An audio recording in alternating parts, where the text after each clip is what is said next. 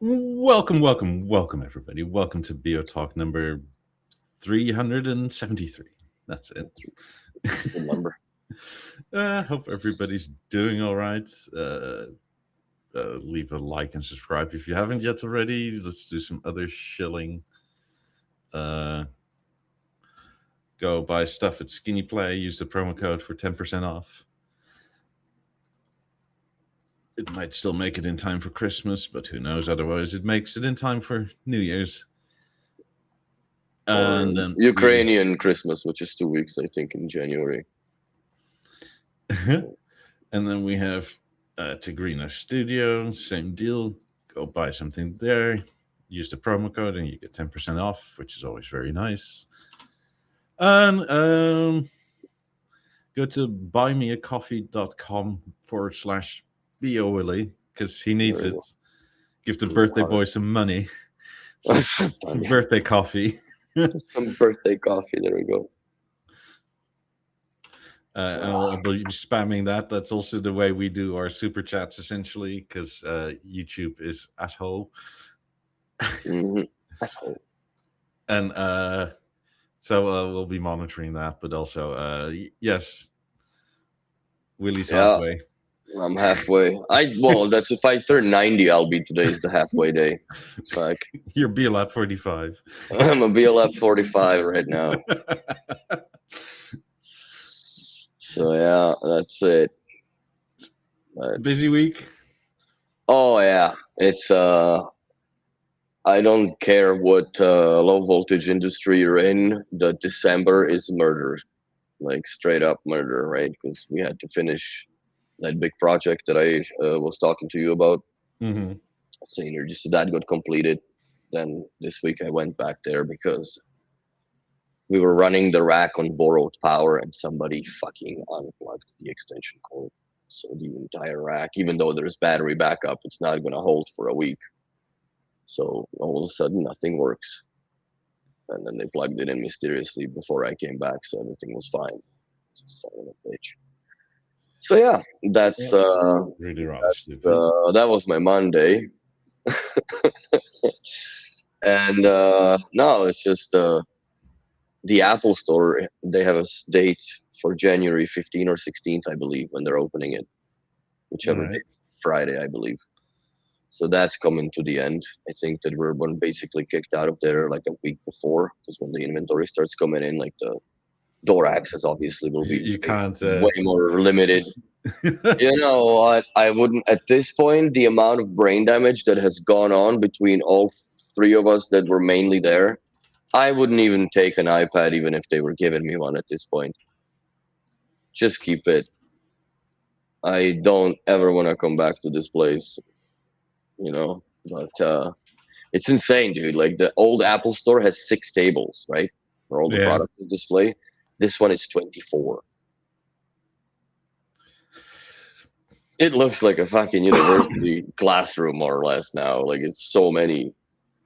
But yeah, the amount of tech, now that I wouldn't have an issue building another Apple Store if I'm ever sent for one. Yeah. Because now I understand how it all comes together. Like, there's a lot of pieces, obviously, especially with the LED lights and blah, blah, blah that they go off with. Because they go crazy with that. But the data is insane, dude. There's a bundle this round, like a bundle, like a, you know, the Home Depot bucket? Yeah. Basically this thick of Cat 6 cables running to everywhere from the server. Wow. Yeah, it's insane. Every one of those tables has its own access point. Does that not cause a shit ton of interference? I don't understand how they run that, man. There's 88 access points within the store, like, all together, right? And there was only like 3 or 4 on the floor. I'm like, how the fuck is so many in there and not enough in the store? But now all of a sudden, like, once the tables are introduced, these big, I've never seen, it's industrial Wi-Fi access point by Cisco or something. It's insane, dude. The heat sinks on this thing is fucking insane. So anyways, that's what's inside every table, apparently. So they run, I guess if you got all these devices connected, right? Mm-hmm. Like per table, there's what, maybe 25 iPhones or whatever's, right? plus like the Apple Watch. Like it adds up, man. It adds up. Like the amount of product that they have around laid up, that everything has, and obviously there's no hardwire connection to your iPhone, right? So everything needs to be on the Wi-Fi's. It's unbelievable. Interesting. It's unbelievable. I wonder how they set it up, like with channel hopping and that sort of thing, or do you just take all the channels and just allocate 1, 2, 4? I have no idea. There's a specific crew that does that. They were there to begin with to commission like the whatever access points around, and I'm sure they're gonna be back to commission all the tables. Interesting. 2 guys from Scotland. Fucking funny. But yeah, interesting. Yeah, Apple has a specific team that basically they just go from Apple Store to Apple Store all over the world and do that specific part of the job. It's just one line of a tunnel you never get to see outside of, basically. Is it one of these Apple stores that has, like the one in Covent Garden in London, has like this whole sort of conference room in the back, or sort of... That's upstairs. There's like I don't know if that's going to be the classroom. I think it might be, honestly, because the way it's built, there's like a kitchenette and shit. But there are office quarters, right, where like the offices are, and then in the basement, it's basically the nerd station where they repair everything. Those tables are pretty cool too. And then like how they have all the connections and like everything's prepared, man. It's fucking sick. All the tools are provided, everything. It's sick. The Apple does it right, man. Even though like it's a shit show as a construction, because that's Quebec. It's insane. Thanks, Gerard. Man, listen. Yeah, but Captain, sailing the boats. But yeah, it's a very different project that I've ever done with, and as far as like the insanity of how much tech there is, I don't think that that you can beat Apple really with any of the tech shops. No, they have it down. They have it right down to science, man. It's insane. Maybe B&O should learn from them a little bit. Yes, but it's an expensive build out. Like this is not something that dealers could do, like as they do. Like, but that's the store now that stays like that for at least a decade, right? Yeah. Till they either renovate it or sell the building and move it somewhere else and make even a bigger one, or make the same they're not size, like B&O where every 2-3 years you just go new concept, new panels. Yeah, here's another 40,000 euros worth of display panels and shit that you gotta get. And by the way, you need to rip out the floor because now it goes this way. Yeah. So yeah. If you're slightly annoyed, I'll ask you right now. Like, have you followed any of the H100 stuff? Fiascos? A little bit. Yeah. A little bit, but I'm not the headphone guy really. I've been so busy that I barely keep up with the Discord at this point of time. One thing that, speaking of annoying me, they have taken out the customization part from the Beolab 90s on the app. So mine, thankfully, are the way they are, but you can't customize them again. Like to change color of the lamellas and panels, whatever. What? So that's accidentally gone. I'm sure somebody didn't really realize that, your best speakers are not customizable anymore.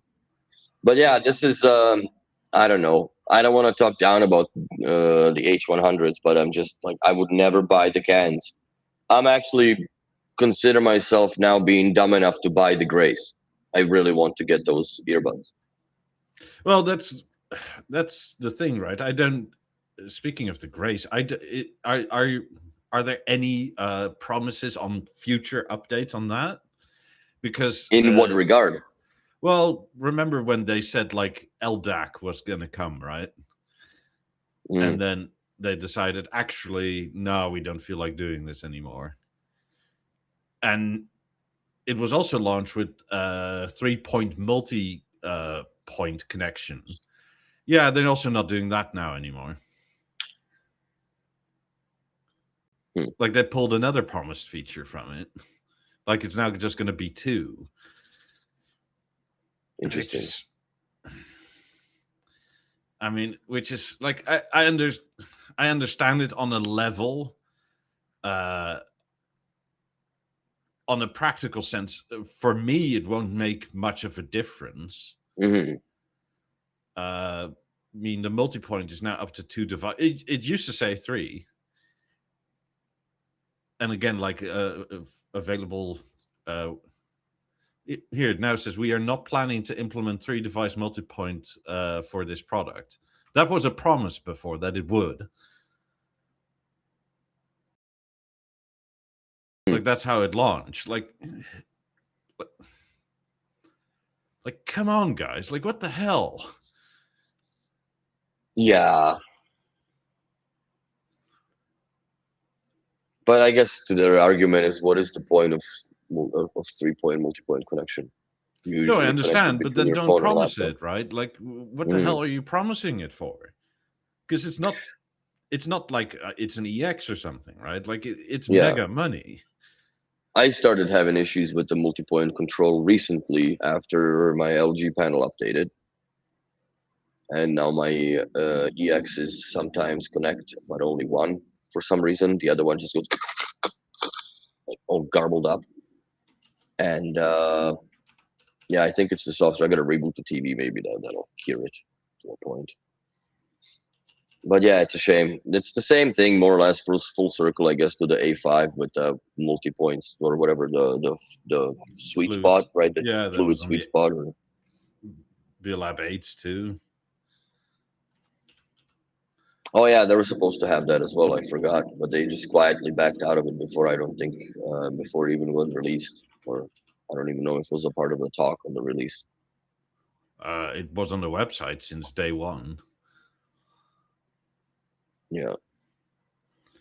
I mean, this is partially what I've been saying forever, right? Like, why are you promising it if you're not sure about it? Yes. Because you can hardly say, like, well, it was always kind of up in the air and you chose to buy it.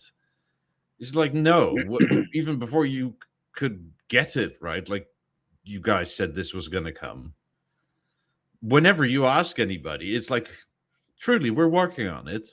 And then, I don't know, how long is it later? 6 months later? Like, nah, actually, we figured out. Portals could do lossless, no? These can do lossless over the stick. I don't remember, but either way, it was LDAC was promised, right? Like, it was wireless lossless over your phone. They pulled the LDAC recently, no? Yes, correct. That's another thing they promised would come at the end of this year. And now they're just saying not even next year. It's just not coming at all anymore. I wonder what the reasoning behind that is. Well, because Apple phones don't do it. And they can probably see that not a lot of people use Android. And they probably thought to themselves, it's going to cost us X and it's not worth it. Which is like, okay, too. But you knew this before you started selling them. And it's just like, for your 100th anniversary product, right? Like, why are you making it shit by breaking your own promises? Yeah.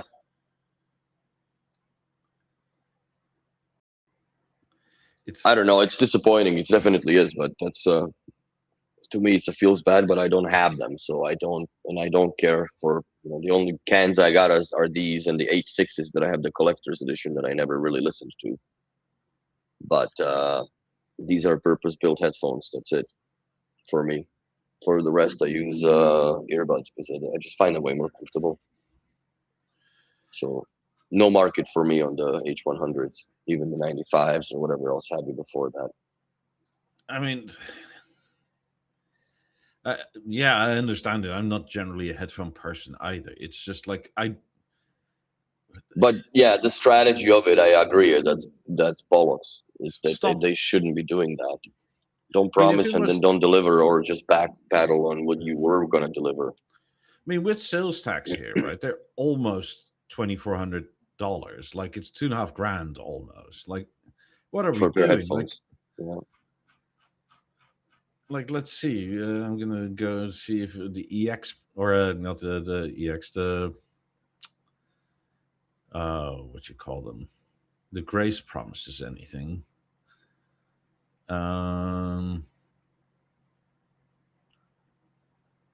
I think Grace is pretty good out of the box at this point. Maybe with the software glitches Look, a little bit. That's the thing, right? Like the H100s, right, like right here, they're still very good headphones, even without these things. Yes. Like, but that's not the issue. Like, you promise something and you fail to deliver, and you sort of go, "Well, that's on you as a customer for believing us." Right? Pretty It's not much. like they send out like an email to the people that bought it and said like, "Very sorry, this won't work anymore." It's just like, "No, we've decided actually our promise wasn't worth it. I know you paid, but that's kind of your problem." Hmm.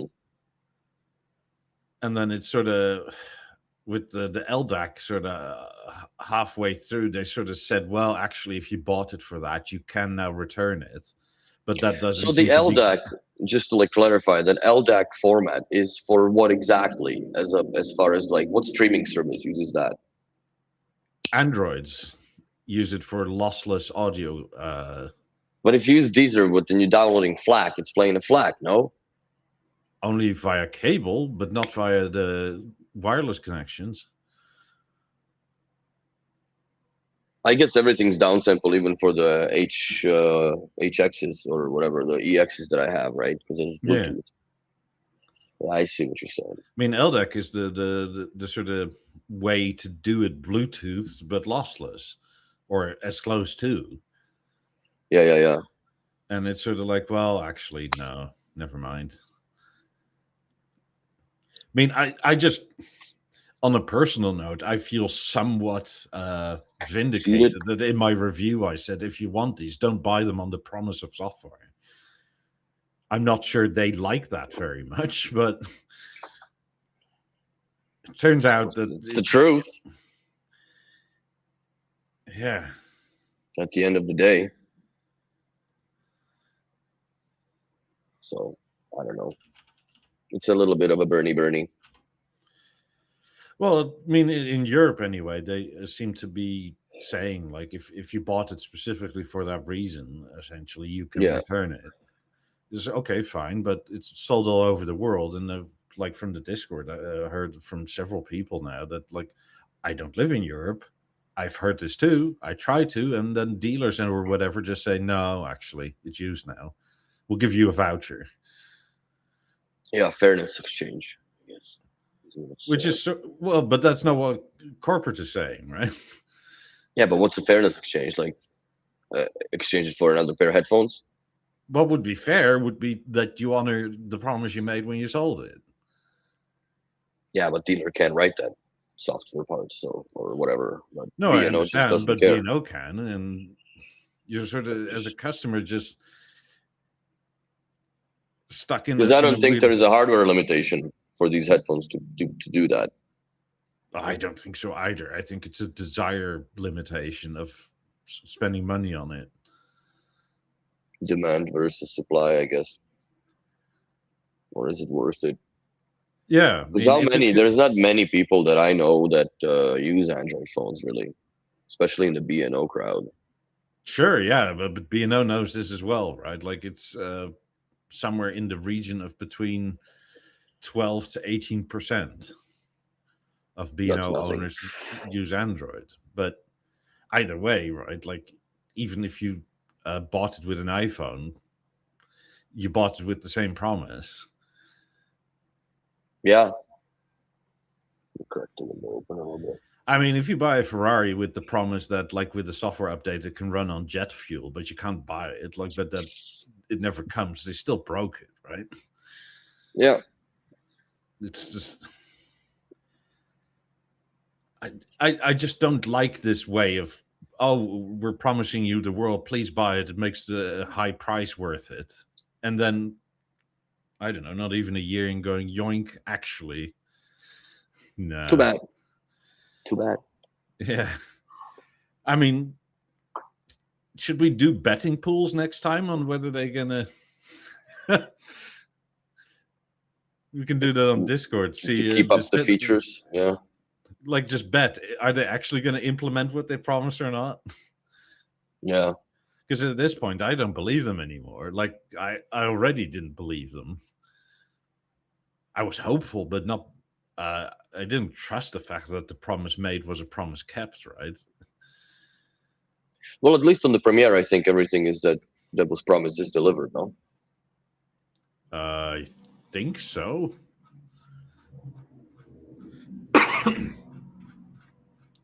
Let's see. I don't think they promise anything for premieres. As in, there's not anything left open, I don't think. I guess the room compensation maybe needs to get fixed. But yeah, also dealers fucking sold it prematurely to some people, but before the final software version was released, I heard. So yeah, it's typical VNO release, I guess. When it comes out, buy it cheaper than when you buy it in a year later, but it works. Yeah, but surely if we're a high net worth individual company now, right? Like, you can't do this. You just can't promise stuff and don't follow through. Yeah. It's I mean, you're higher end clients for cabling and stuff. You can't say I'll be there on Tuesday and just not show up and say I had something else to do. Oh no, there's no fucking way. But you'd have to at least call and explain yourself, right? But no. Yeah. There's no call or. Also, you're holding up the line for everybody else if there is anything else, because usually we get considered at the fucking 1 minute to midnight. Yeah. And we're closing the walls tomorrow. So fuck. Thanks.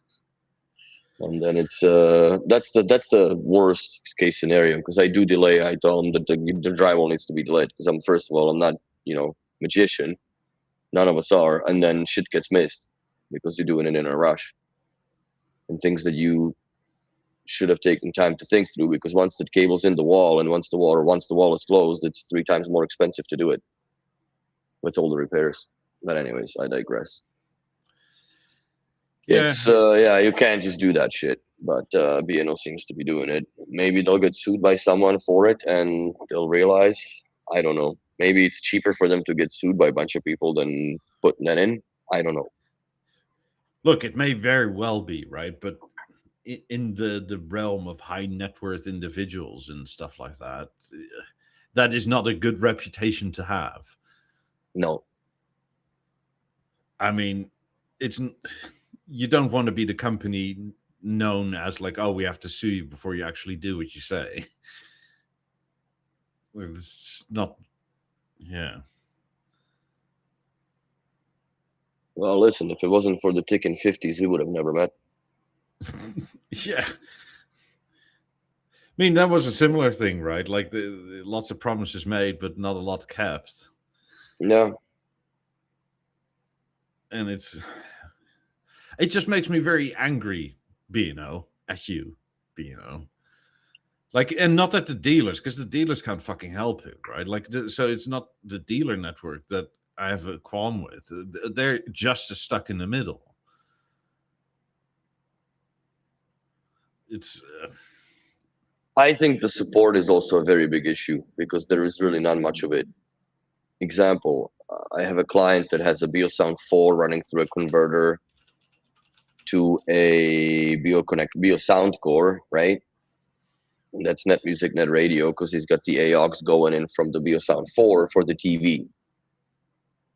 So he was going to get into the Spotify. I'm like, I don't know why you bother with Spotify if you have Deezer already in your environment and it all works. It also has a level in the kitchen. Mm-hmm. So like, don't even bother with that shit, man. Like, buy yourself a BeoConnect core, plug in the HDMI from that Samsung One Connect box into it. I'll send you a converter cable to RG45 to DIN for the lap 3s that are with it, with the sub. And you're laughing, then the whole thing is on as it's supposed to be. And you can leave the what's it called? The CD player. You can disconnect the converter. No, not the converter. You can disconnect the BeoSound core, because you wouldn't need it really at that point. Yeah. And use because you can still join the stream from a converter onto the Mozart, but it has to be playing first. Yeah, similarly, I can join my theater from the moment. Yeah. But not the other way around. Yes. It's very bizarre. Yeah, I don't really know what to make of that. Also, it shows up as other or something like that. I think Moment was a very good but half-baked product on the software and the capabilities of it. Like if they had released that as the first Mozart per se, right, instead of the level, I think this would have been an absolutely different animal.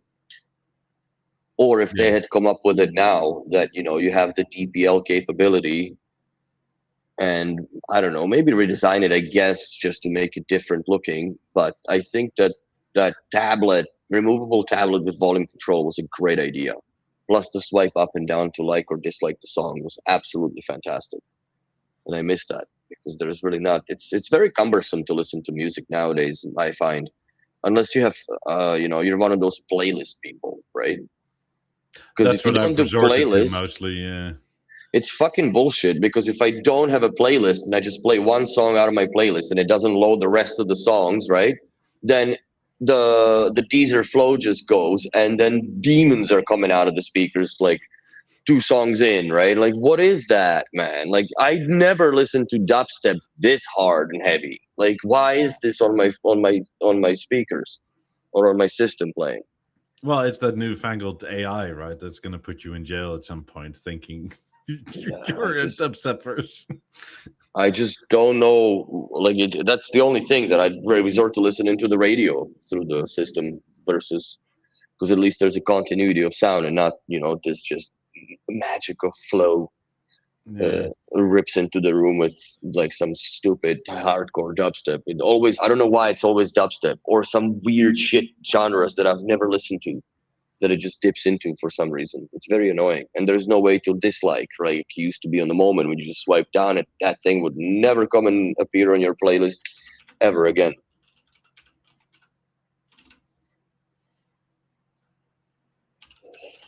Oh, this is a great cigar.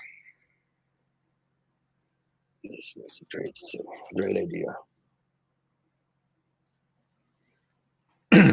Yeah, probably this Christmas, right? Like as soon as Christmas starts, as always, like everything's gonna fall apart network-wise, and the moment will be the only thing working. So. Remember, I'm coming over, so like that's always the B&O thing, right? It works flawlessly till we have guests. Yeah. Oh, I've had it so many times. Like literally, same turn here. it off like half a day earlier to just chat with people. Oh, do you want to see? Turn it on. Oh, nothing works anymore. Fuck. I've been there too. Oh man, sucks the wind right out of the sails. That's for sure. Yeah, but it is what it is. We'll see what happens. Yeah.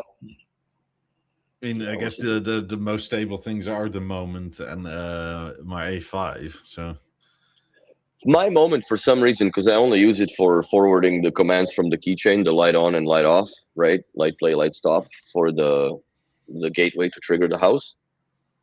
And last few days, it just wouldn't. Like, you can see that it took TIR, but it doesn't forward it to the gateway. I don't know why. And then the macro starts all weird if you hammer on the button a couple of times. So I send it a few times, and then the system doesn't turn off. Like the level doesn't, or the emerge, sorry, doesn't turn off. It's just weird.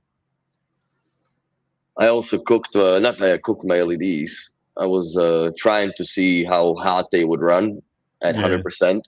I fucking forgot a little bit about it because I was busy cleaning and whatnot. And I come back and fuck, it totally melted the glue in between that I stuck it on with, right? So I have to now, I found on Amazon a 1/4-inch double-sided, heat-resistant tape. So I'm gonna have to replace that once I come back from Tampa. Just the shits, man. But I think what I'll do is I'll build a macro in the gateway. Then anytime this light goes past 50% brightness, put it back to 50% brightness. Yeah, it's enough, right? 50%. It is. Like, I don't need that. I don't need that whole thing to be lit up like nobody's business. Like, it's just underneath the freaking cabinet light, right? Just need to be a little bit of accent. It's not a night lamp that I basically turned it into. So yeah, looking forward to get some of those Shelly drivers and start, putting more in. way more. So, I mean, the tree is decorated now, but we're all right, on the kiddies are in. yeah, you always have this cool down period where like, are you gonna climb? Are you not gonna climb? Are you gonna chomp on everything you see? You just need to let it acclimate a bit. Cats and their Christmas trees, man. Yeah, my dealer, Bang & Olufsen to Horst, very generously sent me the Bio decorations. So those are in the tree now. Nice. So you have the what do you have? I The have Harmony, the 90s, the 50s. yes, You have that whole box, I guess. yes, the Balance, the Beolab 8, the Beolab 28, the Beosound 2, the A9, the Burger. Sick. There's 12 of them. Right on. So yeah, it's nice. I really like those. Yeah, man, they're cute. I think they should have been doing it for a longer time. Well, they've done it for what? When did they start? I think with the Harmony, no? Something like that, yeah. Oh, I have a think it was shape around the too. time. Nice. How many tiles? 6? I think 12 at least. No shit. It's about like yay big. It's Okay. a pretty decent sized shape. Nice. Yeah. Captain doesn't have the 8s.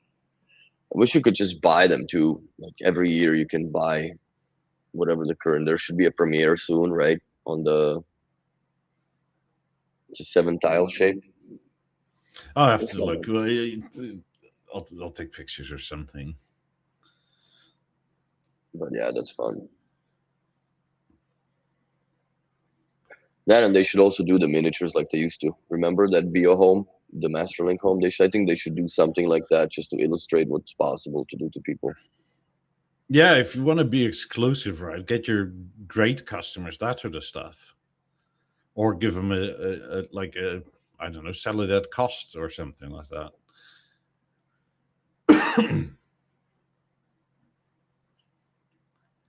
Yeah. I mean, I love those miniatures. I love those Christmas decorations. I love the, I don't know, the smell like Bio home candle, or what is it? Those scent sticks or whatever. Yeah. The scented sticks, I guess. I don't know what to call them. I have like them in the house. They're nice. I don't understand why like they have all this custom furniture in Beano dealerships, right? And you can't purchase it really. Yeah, it's weird. With my wife and Elan. Good for you, Les. It's a great product. Honestly, that's one of the best little portable speakers that money can buy from B&O. Just not when it hangs on its own when it's too loud, because then it starts to dance a little bit on the wall. I mean, the Mark II and Mark IIIs are quite a bit better. I think they're more tonally pleasant. Like this Mark I, yeah, it's good, but it is like mostly bass and like we're done. It's sonically much different now than what it used to be. Yeah, but at any rate, it's still a great product. Oh, for sure. Personally, I take it over an Emerge any day.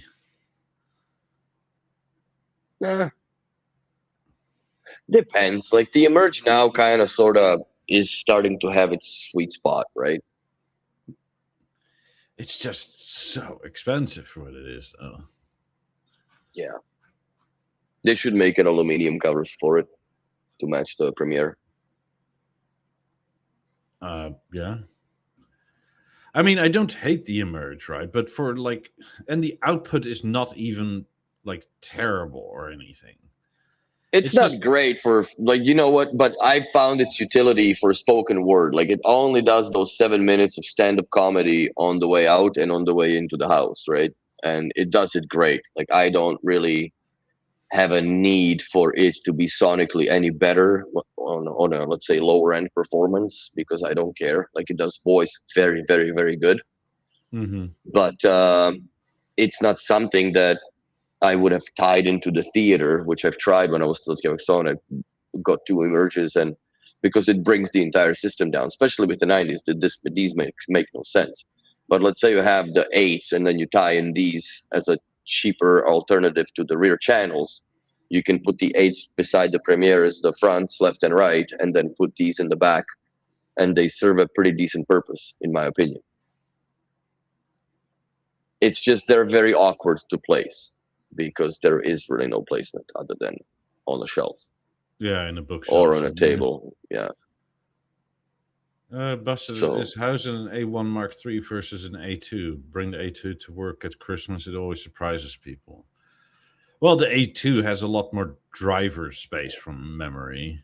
Yeah. It's got 2 passive radiators and 2 woofers. Plus, it's somewhat of a stereo, right? One side is left and one side is right. So if you put it in the corner, it kind of, sort of, you can tell. But A2 is much more power than... I think A2 is not... I wouldn't say sonically equal to the Emerge, but they're come close.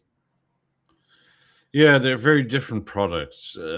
I mean, in terms of usability, the Mark III A1 is probably better, but if you don't take it that far away from your phone and those sorts of things, an A2 is perfectly fine.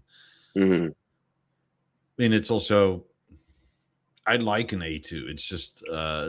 if you juice it, the drivers go because they're square. Yeah, they break in the corners. Yeah. It's kind of sad. But they work very well. My buddy Nathan, I think, still has 2 of them playing. One that was our biggest companion acoustically for having cigars in the garage. Hanging off, it's plugged into the power. It's great times. A2 is a bit wobbly. It doesn't really stand upright properly, especially on the grass or whatever.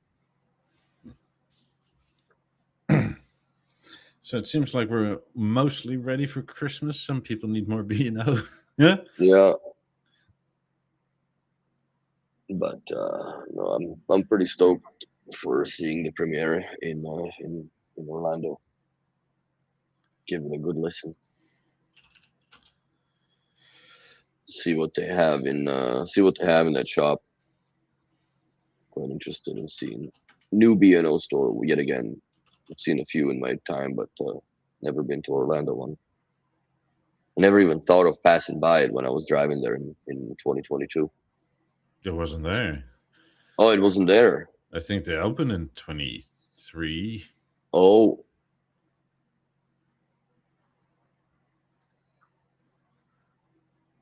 I had no idea. When we're going to Orlando, I think we're going there on 27th, right? Yes. So that's when we're gonna pop him a visit.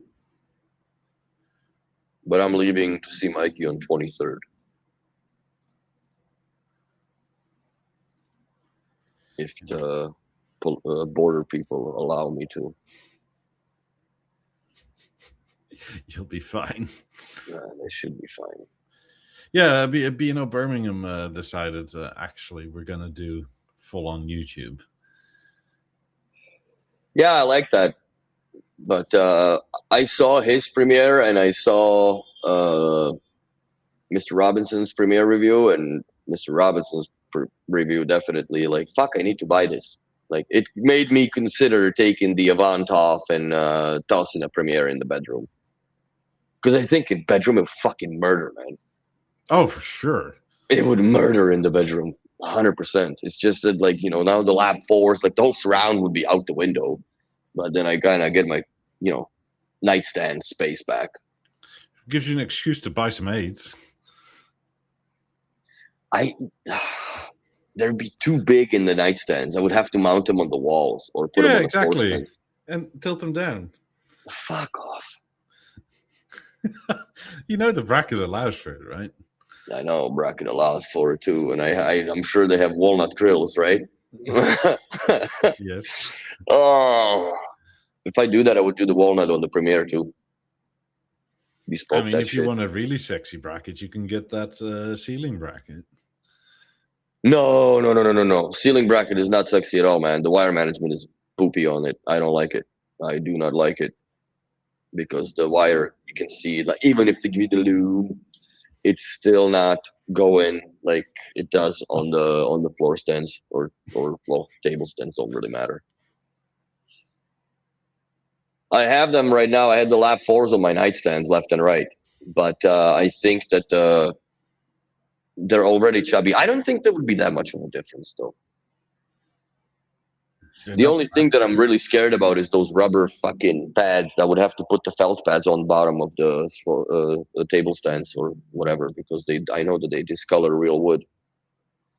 So if I put them on the table stands, so you go to a dollar store and get a multi-pack of these felt thingies.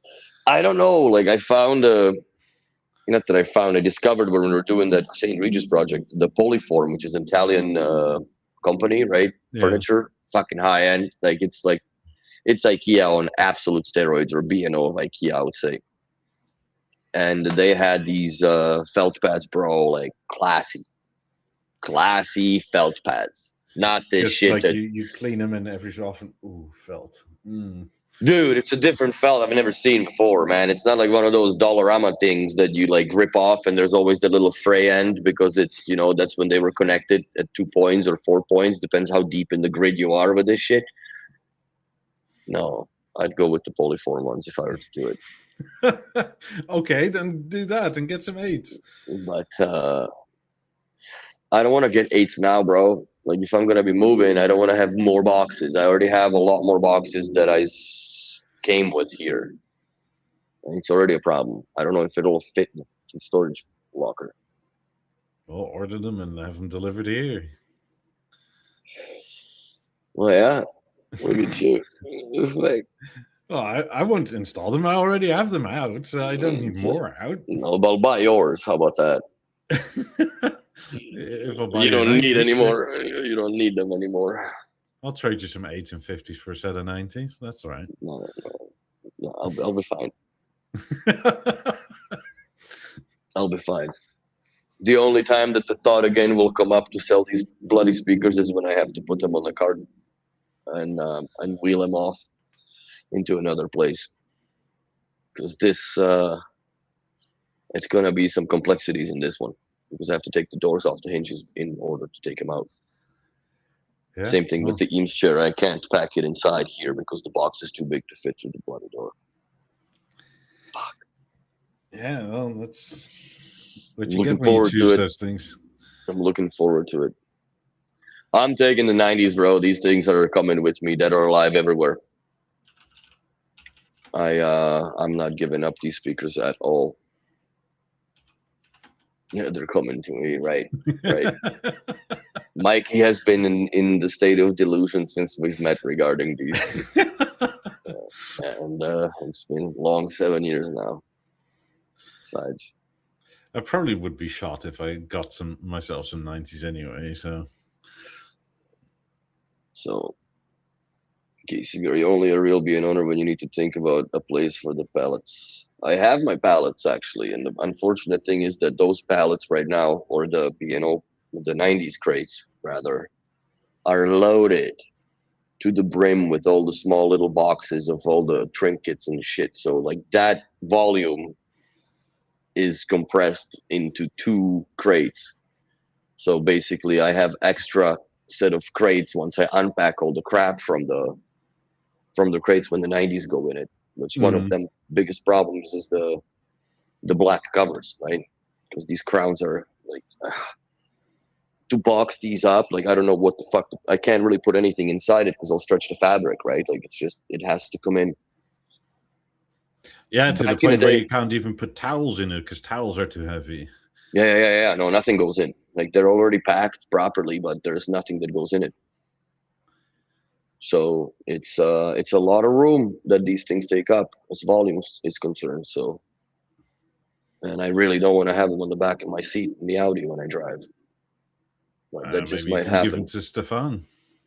See if he has space. Ooh, I don't know, maybe. Because he's coming down at some point.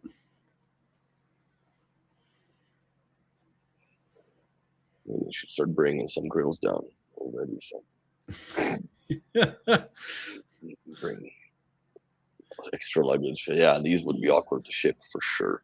Yeah. I know we had to order a replacement for the 90s because the fabric came in crinkled, and Kareem was just butthurt about it. So like, no, we're fucking changing it. Dude, that thing came on a fucking pallet, man. And the footprint of the pallet was slightly bigger than what the 90s are coming in. So yeah, it was it's a pretty good exercise when those things come in as a replacement part. You need to order your 18 mounts, man. Those things are EOL now, so soon enough, everything's gonna run out. Yeah, you better hurry up because they're not going to keep that forever. No, especially not the wall mounts. You need to move Willie because he can't move Yeah, himself. you need to help me with my 90s grills. But no, I think I'll have it handled and figured out. Just zip tie them to the roof rack of your car. I think what I'll do is once the 90s are in their crates, I'll put the extra grills around the sides of it. And that's it. Yeah, man, it's really silly that I don't need 2 trucks, but I just really have a worry that 8x12 container is going to be enough. It's for sure tight, yes. But we'll see. Because I made it here, so. But like I said, back then I didn't have the theater, I didn't have the freaking the TV, right? I didn't have the Avant, and that's a lot of boxes. Yeah. I mean, you At have least more it didn't stuff go now than you did then. Yeah, well, the fucking gain over time.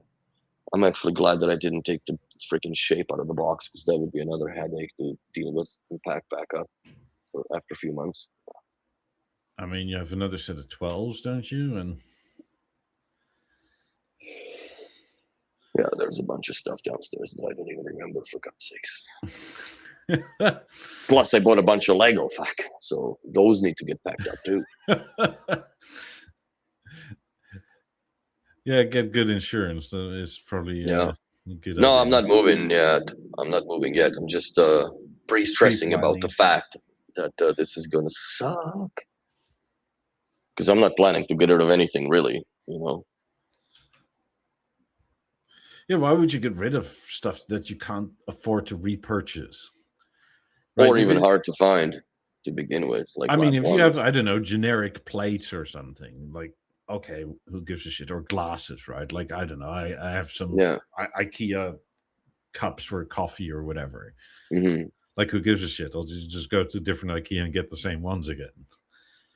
Yeah, no, I can't do that because I have cutlery, right? So that's like, a few grand worth of just in knives and shit. So that's coming with me. That's packed, the pots and pans I'm not going to throw away. I paid $1,000 for them 10 years ago. So I'm not going to toss that.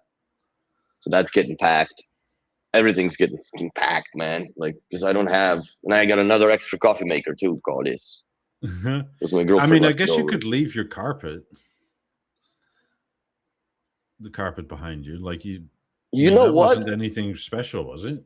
No, it's $400, but it folds down to literally like this thick. Yeah, a little, because it wasn't rolled. I didn't buy it as a roll. The first one I bought as a roll. This one was folded.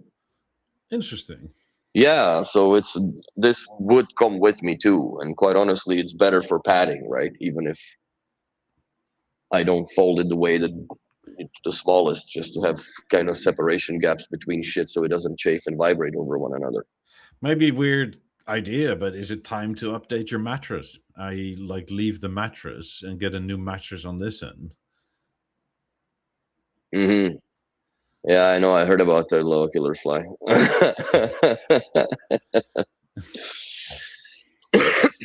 be back in a second.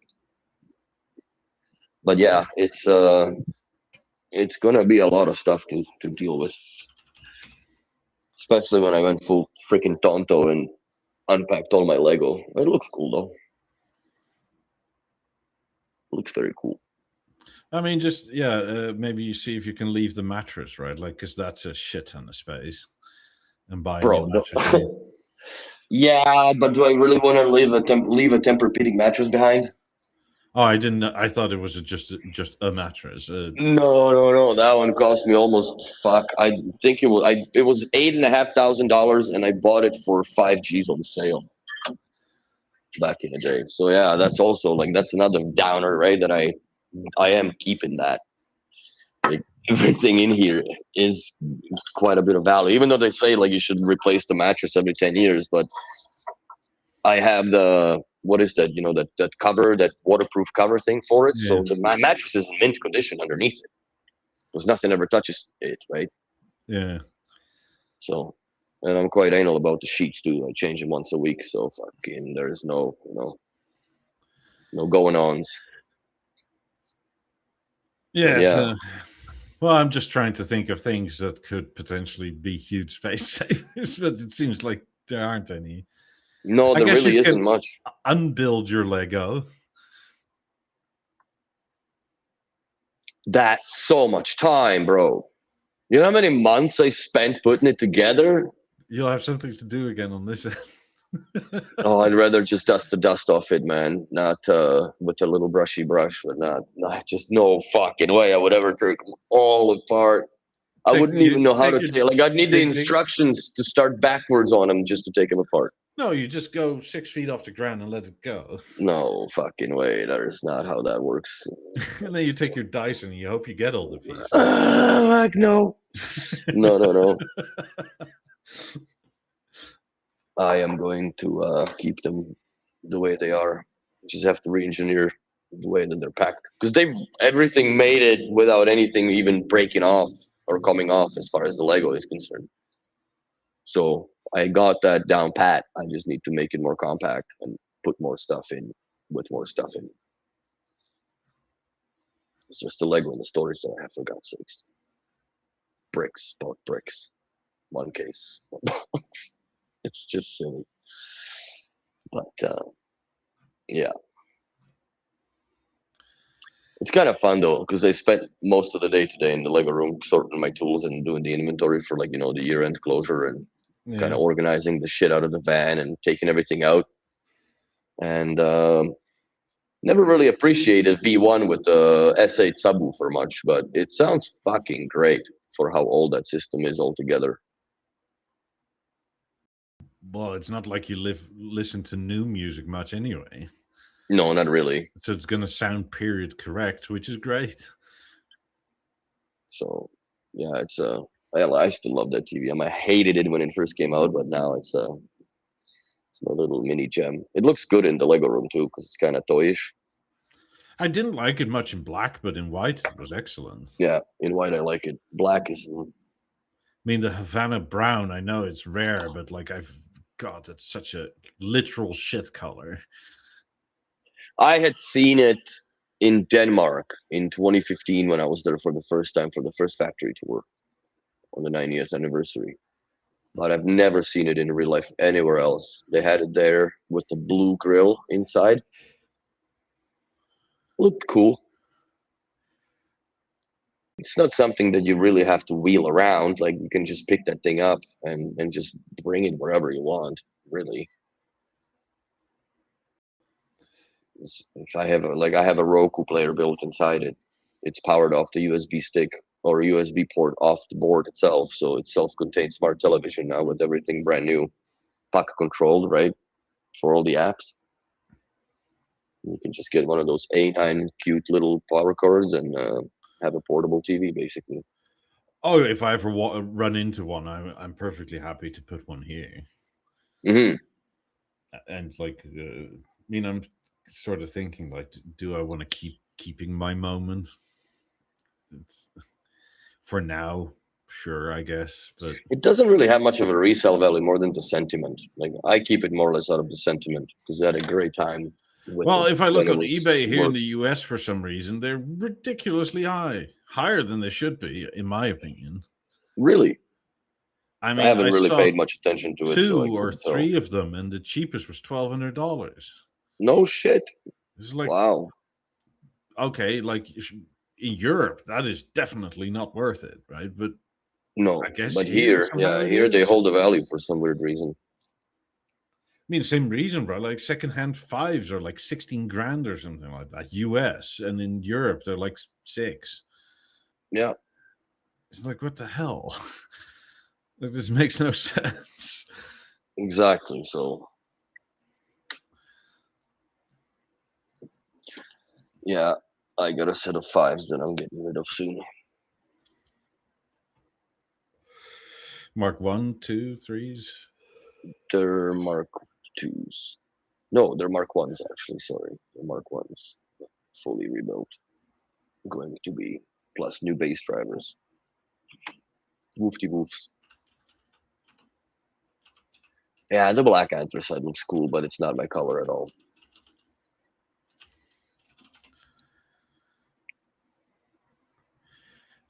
Yeah, it isn't in my living room, but it is in my bedroom. This would be cool in the bedroom because it doesn't stick out at all. Yeah. Yeah. Andrew killed it with the review, honestly. I really liked it. I love these fucking light bars in them. Mm-hmm. They're so pointless, but they're so nice. They're so sexy, man. I wonder how many LED elements are in it because I'm sure B&O has a goofy stat about that. Just like there's 1,925 holes in the tweeter right up top. I also like that for like no apparent reason, right? It just like volume control is just left to right, and as in like 10% it lights up to here, but 50% it lights halfway, and then more. Oh, really? I thought it was gonna go like that. No, it's a little goofy. but at least you get a cue, right? Because with the stage, all you get is that light that blinks on top if you have it the normal way up. Well, it's still a bigger or a much more valid of a visual feedback than even on the theater, because on the theater I can't tell how loud I am because I never see that display that far down. No, you have to stand up to see it. No, but this is nice. I do like how they did this.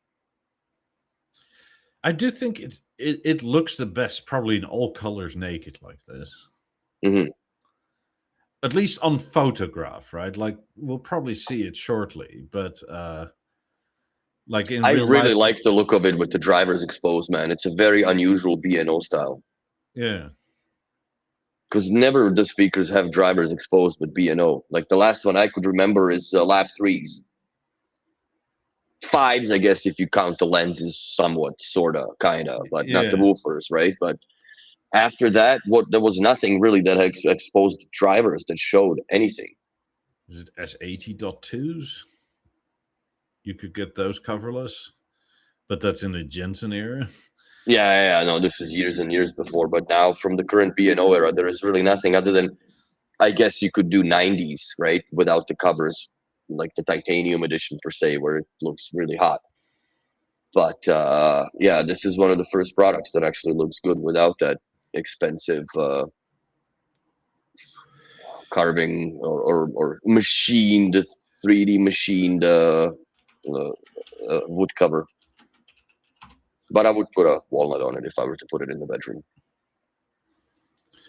For now, for us at least, since when I was in Orlando last, I didn't have it yet because, I mean, it was only about to launch, right? But like as per usual, like it wasn't everywhere, which is again like, come on. But according to Andrew, it sounds really, really quite good. I've heard several people now also comment on the podcasts and stuff in the last few weeks where they say, like, I have a stage, but it sounds way better. Not any louder per se, but like the sound is more dynamic. Yeah. Well, it's the Mozart sound, in my opinion, that they figured it out with the tuning on the digital side now, how to properly make it sound. Yeah, in terms of like maximum output, it's not particularly any louder than the stage, but it's much more alive. I kind of agree with you, KCBR, regarding the sound and the design, but you know what, to each their own. Like I've had people that hated lap 3s and hated 5s, the entire existence of them. I'd rather. I'm not a biggest fan of the way that it looks like a pillow candy, a little bit.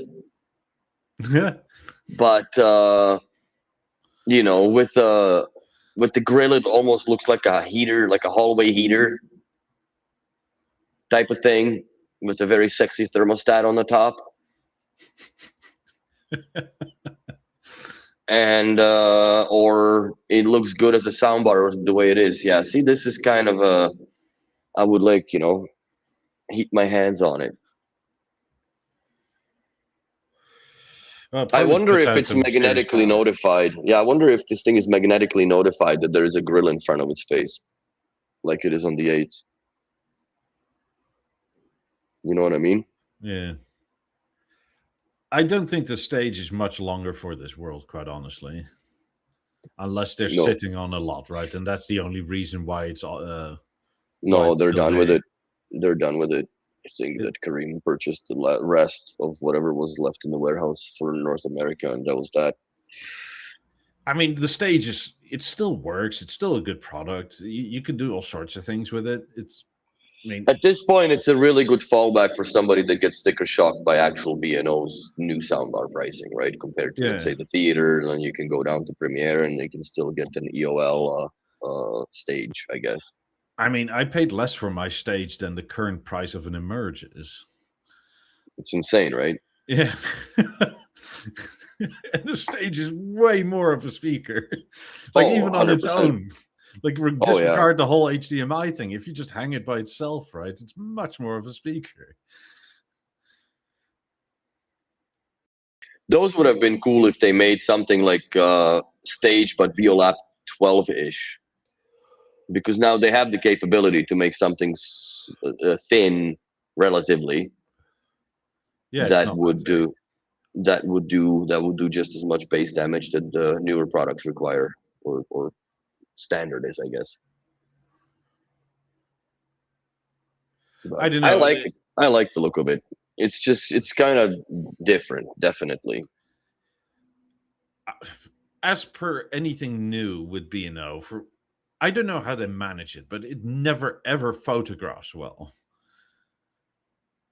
I think it's the aluminium itself. It's just you can never see it in the light that your eyes see it in the light. It's the same thing like when I guess you take a picture of the 50s with your Mercedes grills on them and you can see the drivers, but your eye can never focus on it, right? Yeah. Thanks, Knowledge Seeker. Yeah. But yeah, no, I like it. Quite honestly, the 50s don't look that good photographed compared to real life. No, they don't. But I think also the problem is that the physical presence of them it establishes itself right away when you see those speakers versus something on a photograph. That is a very interesting woofer. Yes. It's cool. I mean, put it this way, right? Like your white 90s photograph better than the black ones, but even so, even in photographs, you don't get the concavity of the sails, really. You have to be at such shallow angles with a camera to really see. Yeah, but you can, because right now, I guess you can only see it on this one a little bit, the curvatures of the sails. It really depends on the angle you're standing, right? Because this is like, this one is more like direct looking into the camera, so from a different angle than if you look it from the front, right? Because from the front, they just taper. Yeah. Yeah, I fucking love the 90s, bro. Best speaker ever.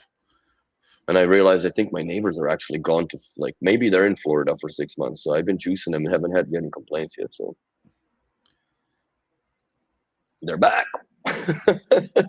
I mean, I think this color wood grill looks better on the anthracite one. Mm-hmm.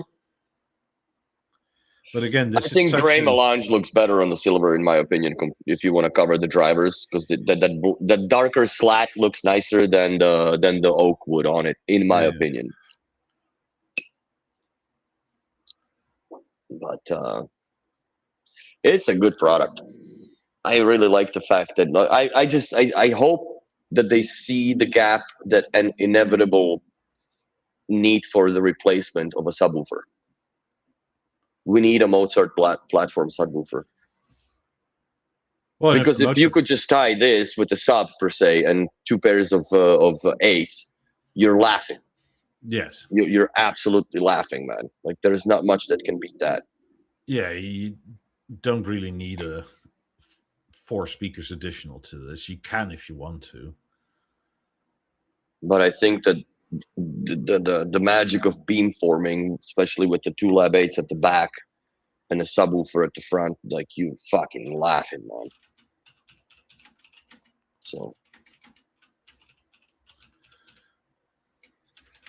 the wood grill is, it's I don't know if it to me it doesn't look busy, but it really gives it that industrial heater look. That's to me that's what it is, or like an air fan exchanger or air exchanger or something filter, right? Like I agree with you, Stefan. The walnut would be the way to go, but I think this is one of the first products that I actually do prefer naked optically, because it's more interesting inside. Then how do those LEDs look through the grill either, right? I want to put a coin into it. But yeah, it's I'm not the grill guy, I guess, for this one. I'm really not the grill guy. I don't think that even Tigrino can save that with their aluminum thing. Yeah, but they may come up with something else. Yeah. Oh, I don't know. I think again, this you have to kind of see it in real life, because like how they made this wood is like some pure craftsmanship that only they can do. Yeah, that video was actually it was superb piece of information also, or visual information of how that is put together or made, and it's it really justifies itself in the price of it. How much technical effort goes into it. Yes, I understand it's all CNC'd and all that, but dude, like to reset that product with the perfect precision so the milling can continue without a flaw, because if you're off just by a hair, it's all shit. Yeah. It's all shit. Start over. Yeah, I wonder what the error rate is. I don't think it's high. I think the only way that they can F this up is if the wood splits with the, like there's an imperfection in the wood and it starts to chip or whatever, cracks off and, splinters off a little bit. And then you gotta, but I think that's why they veneer it, right? To make it harder and more resilient. So I'm sure that company that's doing it, they've been doing it since the Lab 18s, I guess, as far as the wood processing goes for the B&O. So they got it figured out pretty damn well. We can get some 8s with it. Why not? Good man, Andrew. DPL that shit. No, but he did it right. He did it absolutely right. And 4 sets of or 2 pairs of Lab 8s, that's a killer. Like you don't need much more. That's a mini theater essentially. Yeah. Like the only way you can get better with it is mine or your setup essentially, right? With the 90s and the theater. Yes. To have the unrivaled, unmatched sound quality. I'm quite looking forward to hear your shit. It's gonna be something. Get ready. We're gonna juice it. Oh, it'll be fine. We're gonna fucking juice it, bro. We're gonna test your windows. To send her away then, because the other day I had it up to 68, and it was like, holy shit. But that's a lot with fucking 250s and 17s sprinkled around. Oh, it's just 50s. It wasn't anything. And that's insanity. But yeah, I'm looking forward to it. One thing that I don't know if you've ever ran SPDIF into your 50s from like a 9000. I don't think you ever ventured down that avenue. A while ago, yeah. Do you find that it's way quieter than the Mozart speaker or PowerLink? Like when I hook up the 9000 through the SPDIF, like I really got to go, let's say like past 60 volume to have a decent sound coming out of the SPDIF, and I can't up it on the 90 side. I don't think I think I did it at the time from a Beo Sound 2300. So I think that was slightly different. Yes, I would have to do it slightly higher, but I mean, currently the Beo Center 2 is connected to the rear 50s through RCA, and yes, that also needs to be a bit higher than PowerLink. But PowerLink, in general, works great, but depending on, even within Deezer, right, certain songs are just so much quieter than others. It's kind of hard to tell what the average is. Well, the older ones, like there could be like even in the CDs, and that was in the old school BNO. I think it was in 9000 reference guide where they said that there could be up to 12 dB loudness difference between CD productions. Yeah, So which some is newer a stuff like, ton. oh yeah, like if you listen, like I have Skrillex on a CD. What is it? The Bangarang album, right? Yeah. That's recorded so much louder than the remastered Pink Floyd, The Wall. I mean, the Dark Side of the Moon. There's a big difference. Maybe I do have, these are very old CDs in there, so is the, I guess the 9000. Oh yeah, if anybody's looking for a 9000, I'm gonna have one for sale pretty soon. What, yours or somebody else's? No, it's in my office. It just came from the repair. Everything's rebuilt on it. I'm just gonna clean the fingerprints off it, and I might order a box for it, just so I can have it properly transported if I don't get rid of it before I go. I mean, it's coming back to the review Andrew did. He's very positive about it. Yes, which he is. I mean, he generally is about B&O, though I don't think it's necessarily his jam all the time. But I think he's come around the full circle. He's tested enough of this stuff in his life and career that the only thing that really makes sense for the in-home use is B&O. And I think that's why he favors it more. I think that's what he says in the review, right? It's just you don't fiddle so much. You don't have stuff to fiddle with. You don't have wires to hide, and then these thick cement mixer cables going into the speakers with these gold-plated forks that screw into the terminals, and you have all these glowing lights, and the amps are not hot enough yet, so you gotta wait and call this. I mean, I prefer to just having time shit fires up right away, and that's it. I find a similar thing. It's just you turn it on and you're just listening instead of like going like there and like you're not doing any of that. It's just like it's on and there's sound, there's music, there's whatever you're listening. I'm more or less like, wow, I never noticed that in the song when I listen to them actively, right? Because I'm not there to criticize the sound of the speaker because they don't really have anything to critique. They're perfectly tuned. It's more or less you're listening now to what the actual technician that recorded that studio or in the studio heard at the time when he was producing it. And some are better, some are worse. Oh, for sure. Michael Jackson's to this day, hands down, it's unbelievable quality of recordings. But yeah, all of them. Like, I think one of the misconceptions about Michael Jackson is the music is popular because it was so well liked, but I think people think they like it more for the singing than actually how it was recorded and how it was mastered. Because if you're listening to the mastering of Michael Jackson songs to this day, like, holy shit, it's so much better than even contemporary pop music. Well, now everything's pumped up by the computer and, well, it's not just that, right? But if you dive into the Michael Jackson world, like he had his finger on all the mastering and recording, and he wanted to sound certain ways. He wasn't like, okay, I'll sing and I'll write a song and it's done. It's like, no, it needs to sound XYZ way. Yeah. Like in certain songs are more up and down dynamic, but others are like, no, it needs to flip from speaker to fucking speaker.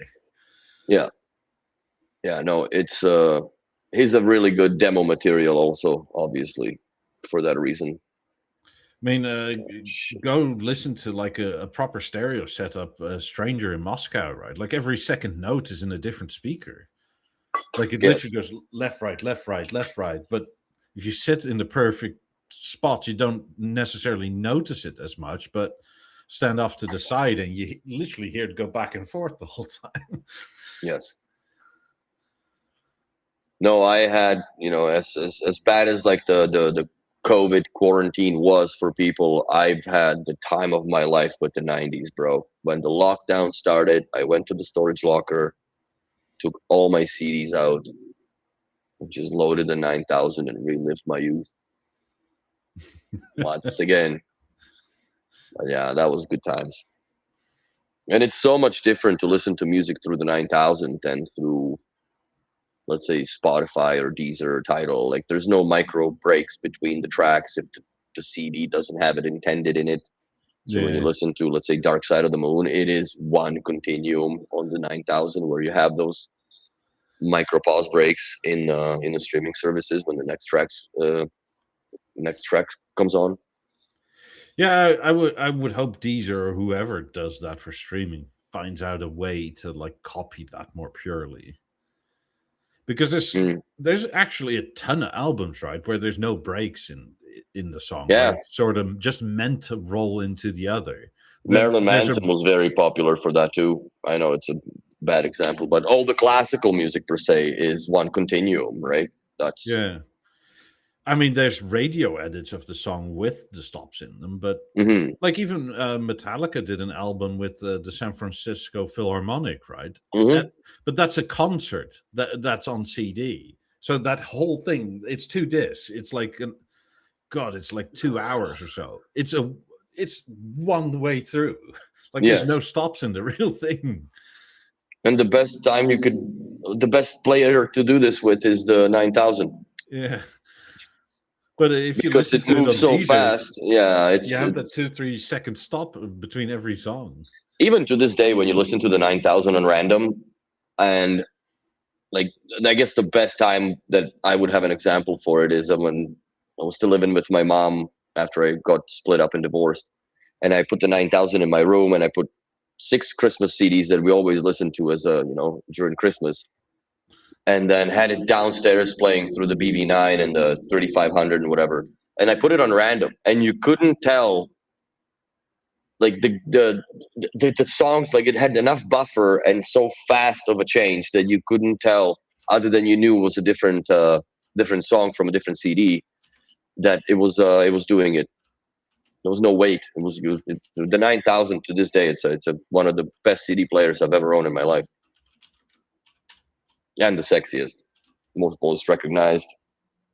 Hopefully, it doesn't turn to a gargoyle one day and fly off like in the Transformers movie. Yeah, try to kill you in the meantime. Oh, fat, push me off the balcony, Claudius. Don't scratch the 90s. Yeah.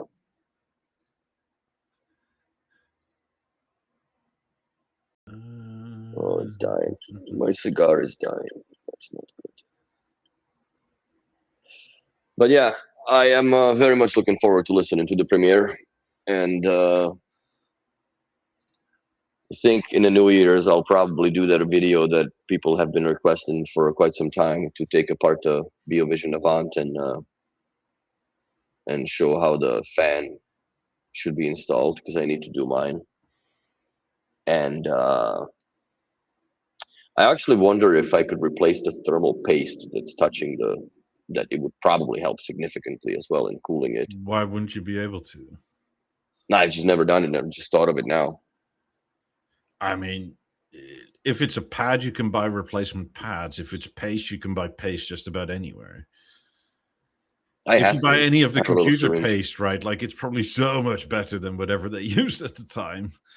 Probably. Well, it doesn't matter what they used at the time. It's 10 years old. Like it's already expired inside anyways, right? It's dried up or whatever. So I need to just get more alcohol because I'm running low on the rubbing alcohol. And just to clean it up. Fuck.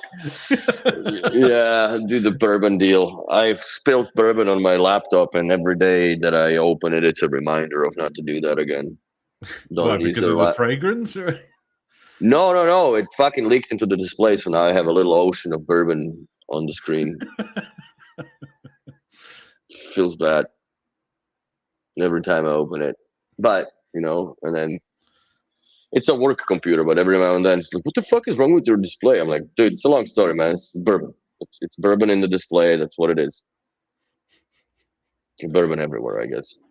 I guess you can take it with, because I bought like this extremely tiny bits. You can take it apart bro, if you like. I have extremely tiny bits. I bought the Milwaukee pack the other day. Not the other day. I bought it a few months ago. I haven't really had a chance to use it because it's such small screws that I don't really work with. But I mean, what are you taking apart?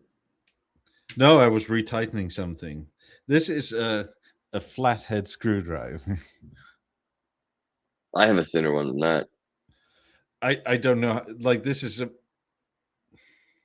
This looks like a 1 mil. Let's see. I think it's a 0.8 mil. Damn. Like, it's so tiny. I have security Torx, the miniature security Torx. Yeah, same. I can't believe that they, like, how do you drill a hole into this altogether? Like, for God's sakes. Yeah, exactly. I mean, can I get this out? Squirrel. So this is one of these plungers, right, to get your SIM card out. It's almost that size.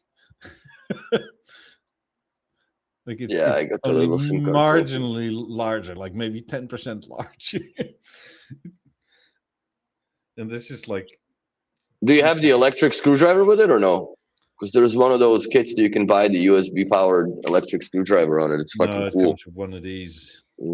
Hand crank, the never die screwdriver extension. Yeah.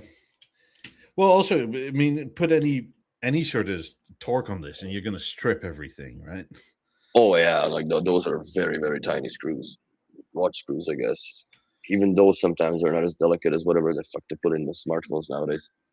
I mean, we have a laptop, and for some reason, all of the backplate screws were starting to come out, and it's like the blue Loctited as well. So, like, how the fuck does that work? Anyway, I guess the blue Loctite is still intact. It doesn't get that. Probably heat and vibration or micro vibration transfer from the fan. Yeah. So anyway, I thought, I'll need the smallest I can find. In this kit, it was one of the larger ones. It was like that.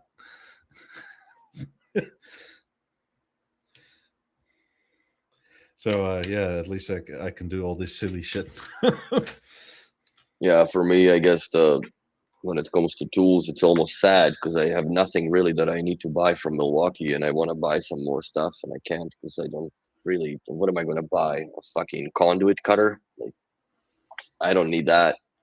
I need to buy a skill saw. That's what I need to buy. And I'm debating also to install the LED strips in my bed, but I don't know if it's gonna be a less headache to do it once I essentially decide to pack the bed up and install it on those bed frames when they're fucking taken apart and upside down. Or do I want to belly crawl or shoulder crawl under the bed and put them in there? I have tools small enough to deal with it, but do I want to take the brain damage on that or not? Or you just go Hulk smash and you flip your bed over. Mm-hmm. Yeah, all fucking 100 and something pounds of it, whatever it costs or whatever it weighs. It's heavier than shit, man. Well, good. So I'll figure it out. I'll figure it out. But yeah, I'm obsessed with those Shellys and LEDs, man. It's so cool that you can control it through the gateway. And it just I like the fact that because I have like those old P&O display drivers, right? From like the Beoplay 18s when they were cool, like stripped out all the LED strips off of the things and took basically the powering hardware of it or whatever. And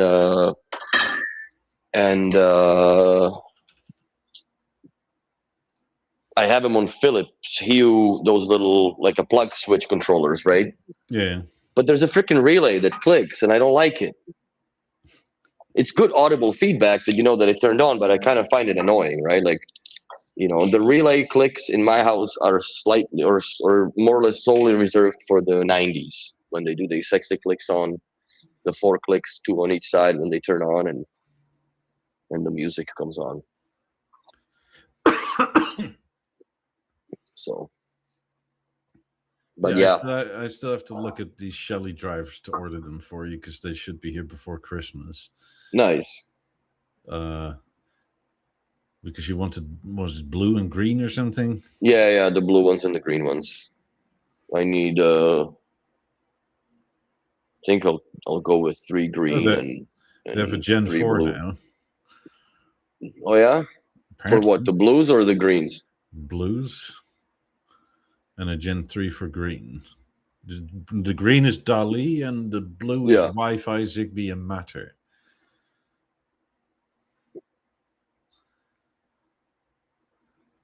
I'm thinking. Well, we'll talk, but I need definitely 3 of the Dali ones for sure. All right.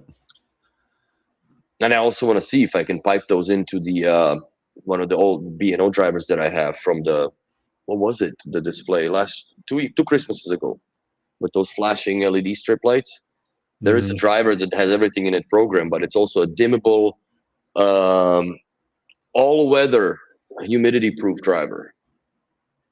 Okay. I don't know why they supply that. Yeah, it's pretty slick. So I want to see if I can put in a Dali or the other one or the blue Shelly on it and see if I can control it dimming wise, right? Because it's also on the Philips Hue clicker switch in the bedroom. I don't fully trust when they say all weather. Like I bought a new exterior lamp right the other day and I installed it, and it's like all shrink wrapped and that sort of thing on the inside. And I think to me what that means is that you could hide it in the ceiling and not have an issue. Well, it's a wall one, and it's like, well, okay, I'm still gonna caulk around the edge of the lamp, right? Because like, for sure. Like, yes, I pulled all the nuts and stuff. They're all pointing upward. So if anything comes in, it drains out. It's not a cup that's just holding any moisture. Yeah, but still. Yeah, I'm still caulking this shit to the wall. Yeah, I know. Same thing here. And then you leave the bottom open in case something still comes in that it has somewhere to drain out of and isn't like rotting your wall away. Yeah, that's also important when you're doing cameras for outside and whatever. Because we do not a lot of it, but we do a pretty good portion of it. Always have some good silicone and just juice it in the wall. Make sure she don't move. The cable stays. Yeah, it's. I mean, sure, it's all weather. Sure, not Florida weather. I guess it's like all weather in a sense, the same as all weather tires for Canada. Yeah. They include all the weather except the winter, because that's a different level of winter here. I'm sure there are places in the world that have the next level of winter, like Yakutsk in fucking Siberia or whatever the heck they are. The coldest city on earth. I don't know if I could function at minus 72, bro. No. But I have so many things that are like ingrained in terms of like you leave your car, right, and you turn it off. Yeah, you can't do that in that village. You leave it on all. No. It runs all the time, and you cover the fucking hood so it keeps the. And then you gotta go periodically and kick the freaking water from underneath your muffler because it drips up to the icicle and stalls the engine out. It's crazy. Yeah, that's a different lie. I never would want to be in that cold of that kind, man. That's too much. That's way too much. Yeah. But the B&O would work in it. Probably. I swear to God, I'll never forget that, man. In 2015 when we were in they were testing the BeoVision 14. There was one in the smoker's room or the little fucking aquarium where the thing was just huffing sticks at it like nobody's business. And then the dude came and opened this fucking massive freezer. It was minus 24 in it, and the TV has been there for 48 hours. and he pulled it out. The thing instantly turned to a fucking icicle, and he plugged it in. The light came on red, then it disappeared, right? Like it booted up. Then he fucking turns it on, man, and starts scraping the glass, the ice off of it, and the TV turned on. The motor came out, it expanded, everything. Where I was shocked, man. I was shocked.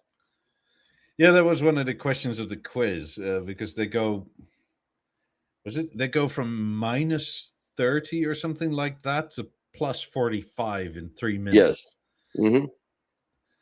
And just to see if, like, does the glue hold? Does, I don't know, the glass break? Is the tempering right?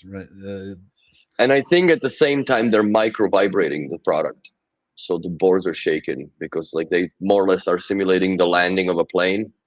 And when the bay doors open, let's say you packed it in Denmark. Hot air in. Oh yeah, like let's say you packed it in Denmark in the middle of December, and you land this in Miami, and it's 25 plus or whatever. It's a 40-degree minimum difference between what was in the plane and what it is in wherever it opens up at, right? Yeah. Yeah, it's a massive thermal shock. But yeah, these things, that whole torture chamber, that's I wouldn't have the heart to do that job, honestly. That's just way too destructive. Beating the shit out of BNO all day long. Jesus Christ. Even though sometimes you kind of want to. I don't know if I would, because I think I would get a lot. It would be very satisfying, right? Because you are specifically looking for things that would annoy other people.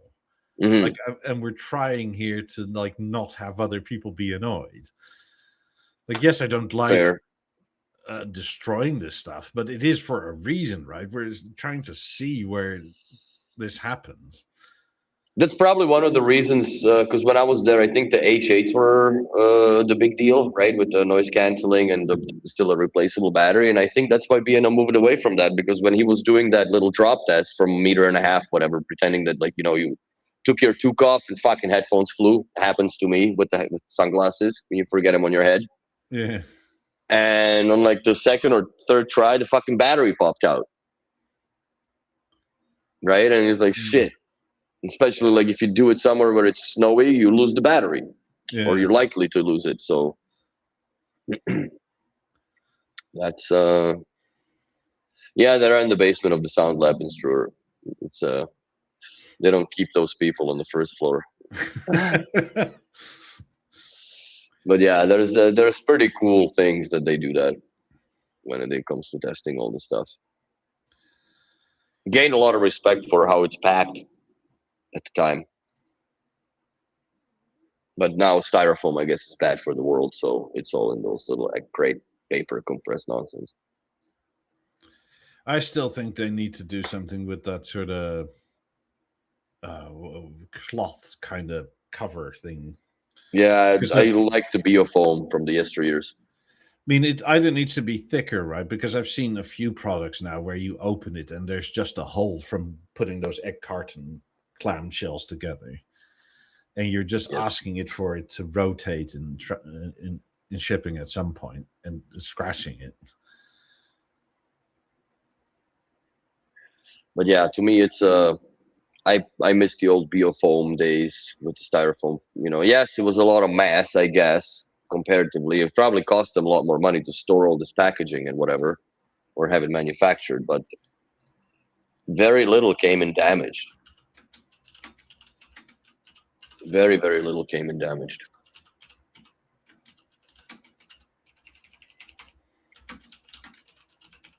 Type. I want to know. Are you asking Googles? No. Oh, you're making a poll. Oh, there is exactly 45 people watching. It's happy 45th to me again. Carlos. Happy birthday. Well, thank you, sir. Yeah, I'm the category 1. Keep my boxes.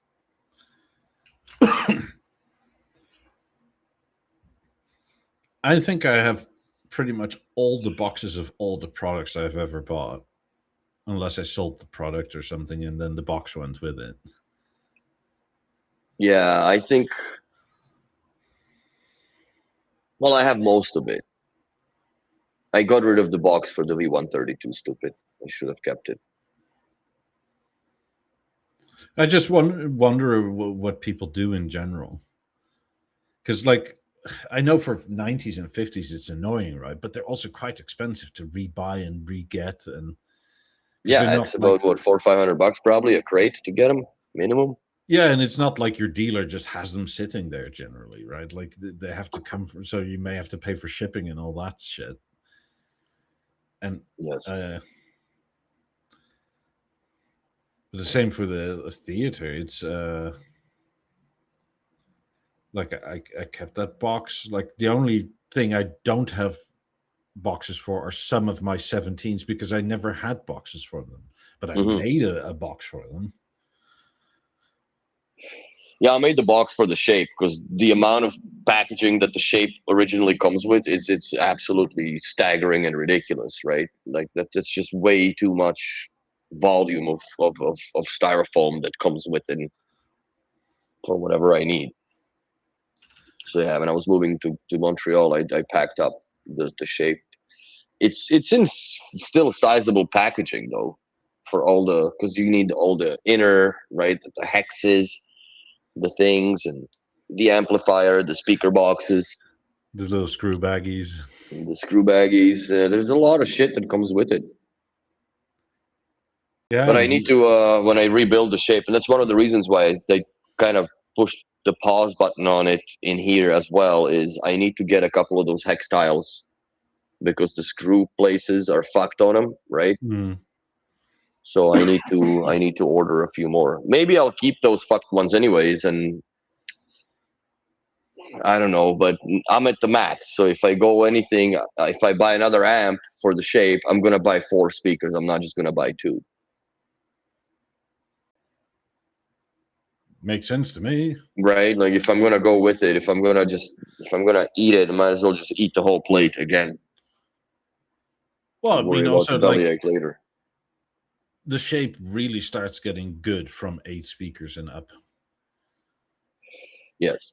I mean, 4 speakers is fine. 6 speakers it's fine, but like from 8, it's sort of like we're getting places now. We're getting somewhere, yes. I mean, you probably are. The sweet spot probably is somewhere between 8 and 12. Like beyond 12, like 14, okay, but 16 and more is sort of like this is just the diminishing returns at this point. Why? Because it's too far wide? Well, not just that. You're not really adding much more volume. You're adding a heck of a lot of complexity. Yeah. Well, regardless, I'm still gonna keep my BeoSound core with it. Yeah. Even though if I'm gonna rebuild it, I'm gonna put a BeoConnect core in it. I still want to be able to reset the amplifiers, even for service calls and stuff, because that's the only way you can do it is with the core. Which is kind of silly, like that there is no possibility to address that through the service tool per se, that's a silly thing to even mention, because that service tool has been dead for a long time. Even the server's been pulled, so you can't even get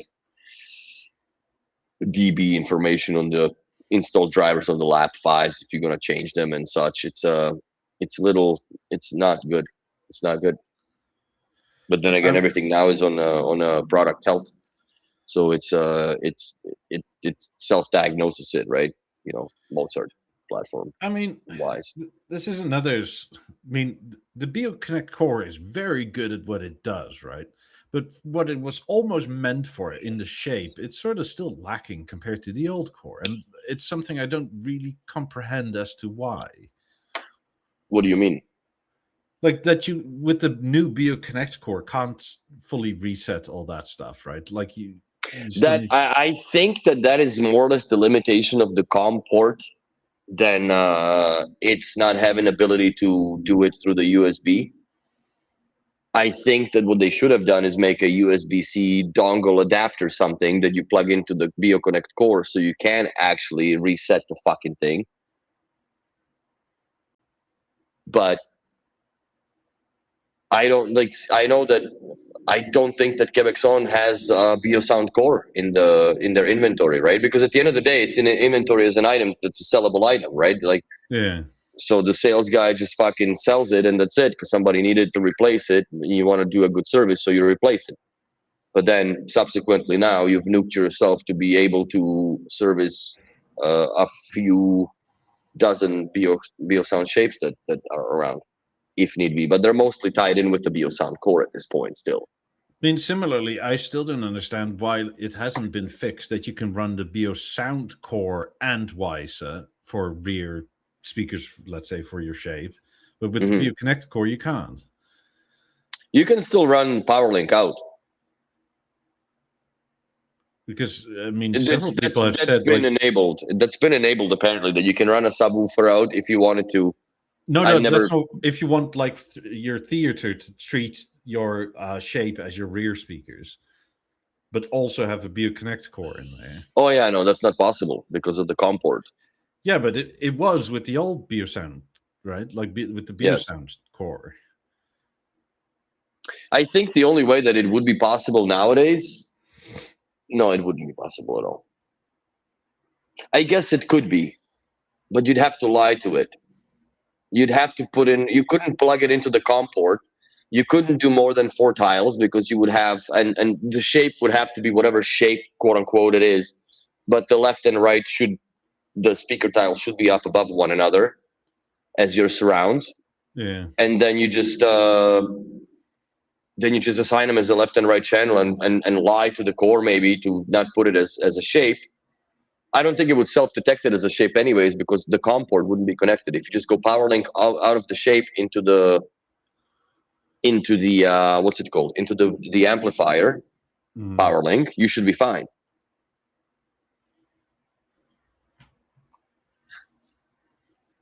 Well, that's something to play with that I can't really at this point, because if I'm gonna fucking crack that box open, it's gonna be a mess to just get into all that and set it all up just to figure out and play. I'll do that once I'm.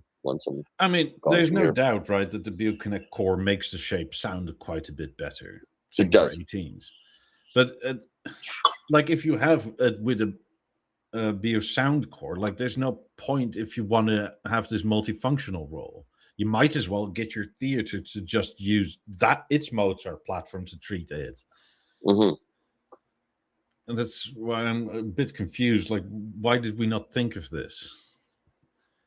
Like, do you need a different tile when you replace the BeoSound Core with the BeoConnect Core? No, you do not.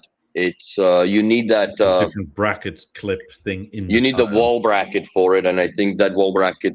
No, it does come with those little plastic attachments. So those are already pre-molded on the original core. That's essentially where the Velcro loop runs through to hold the core against the wall. The old one, you take that out and it fucking solid clicks on, and then you have a nice that metal plate wall bracket slash that you can cable manage properly. There's not much to cable manage because it's not like the old core when you had a USB optical power, or the USB-C coming into it and maybe power link out. It's just it's a COM port and network and power. That's it. So 3 cables instead of 5. And that's all there is to it. Yeah, I almost want to get a BeoSound Core just to have one, right? Because it's still so functional in many ways. Yeah, I have one packed in with the core, so I'm keeping it. I'm keeping it for good, just in case somebody needs something. Luke says, I just received my A9, and I can't say that I'm in love with it, unfortunately. It's quite boomy and boxy, although very loud. Tell me it gets better. My Lab 8 punch harder down low until ABL kicks in. Room compensation? First of all, it sounds like you maybe have it in a really bad spot in your house or room or whatever. Yeah, I never come across A9 sounding bad. I think it sounds better than the A8s. The BeoLab 8s comparatively when it comes to the bass response. If anything, the bass on the A9 should be really quite smooth. It's there. It's very punchy. It's loud, but it's smooth. It's not boxy. But look, if you put it in the corner, right, you amplify the bass like crazy. Yeah. Similarly, if you have it in a dead zone, it like that can eat bass, but reflect it in such a way that it's really awful somewhere else in the room. Yes. So I would try moving it. Sometimes you only have to move it like, I don't know, like a few inches, right? Like That's sometimes it. this much is enough. Yes.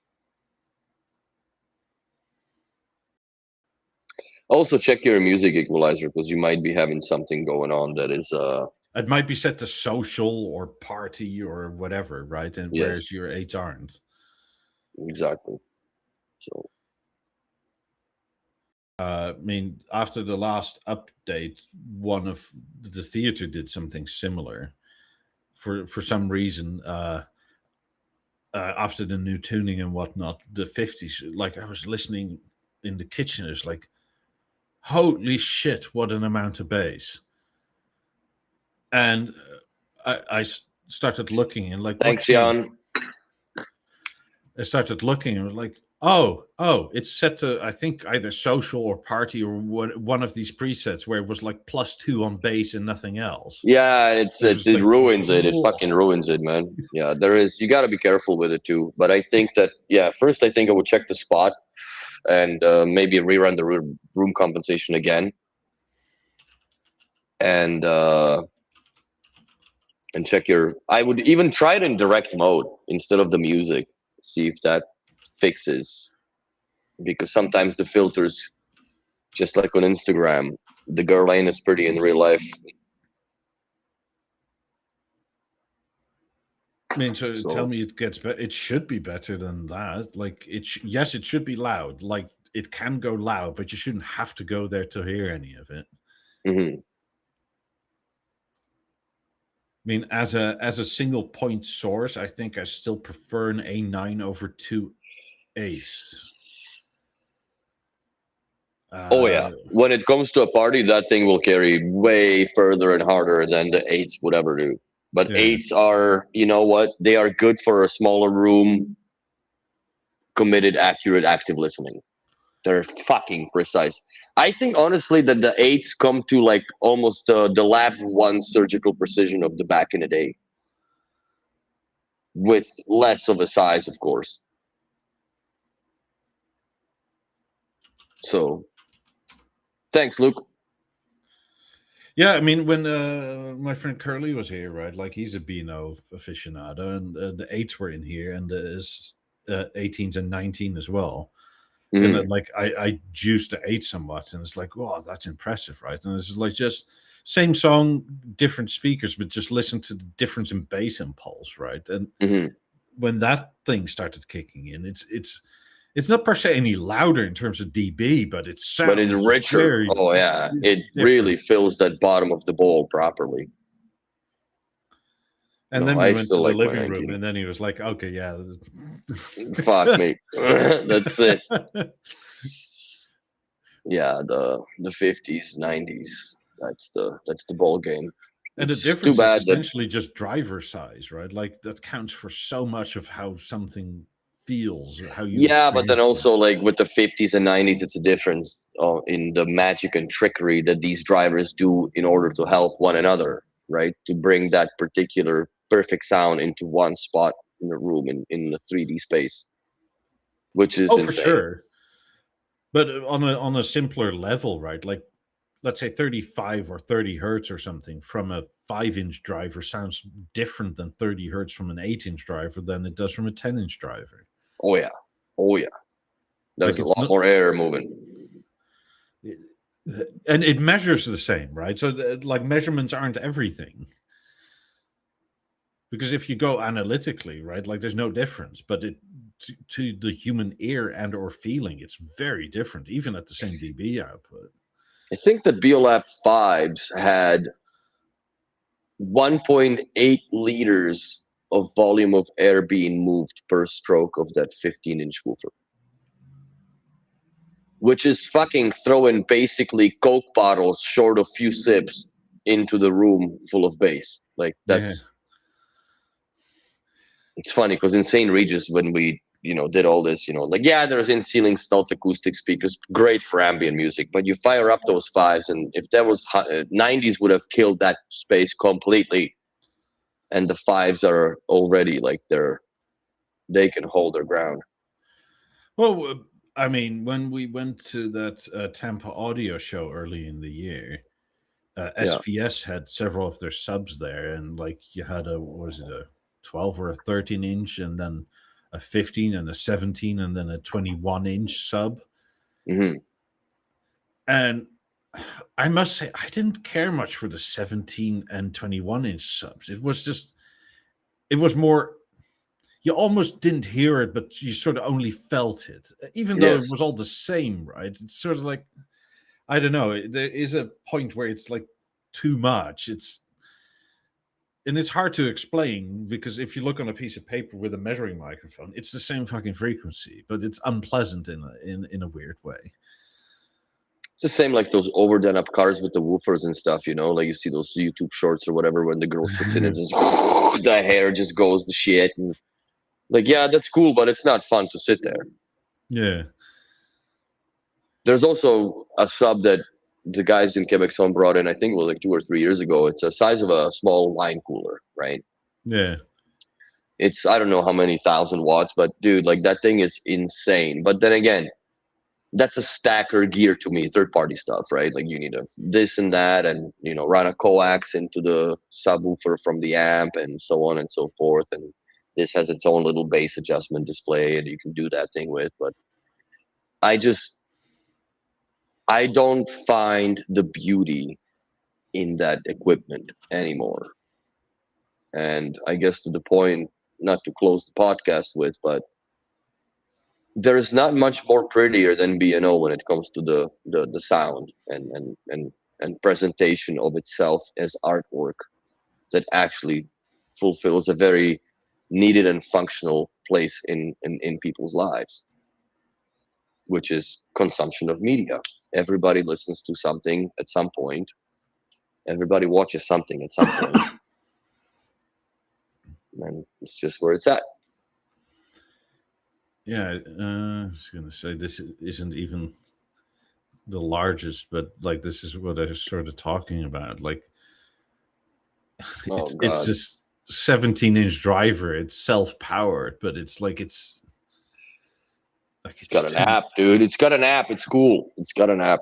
Look, it's got XLR inputs and stuff like that. It's cool. I mean, if you want like sheer wow, right? Like sheer, like I want to jiggle your clothes when we watch some bomb explode. Okay. Yeah. I mean, I have a friend who I think has 2 of these in a room. Jesus, Murphy. Yeah. And it's sort of like, but your 50s, I don't think that they can output that much. But even if they do, it's much cleaner than what this can do. Oh, this outputs more than 50s for sure. Yes.